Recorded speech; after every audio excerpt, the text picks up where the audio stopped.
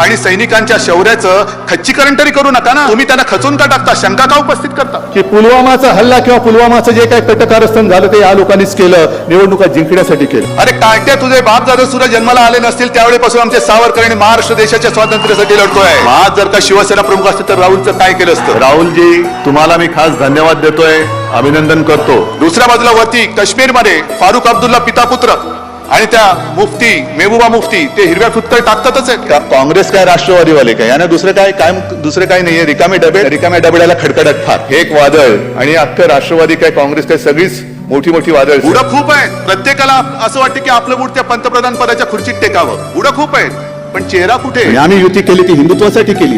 अरे नसता दिला भाजपला पाठिंबा तर 370 कलम काढू नका सांगणाऱ्या कर्मदरिद्र काँग्रेसला जायचा. तमाम हिंदू बांधवांनो, भगिनी आणि माता, जमलेल्या माझ्या तमाम देशभक्त देशप्रेमी बांधवांनो, भगिनी आणि मातांनो,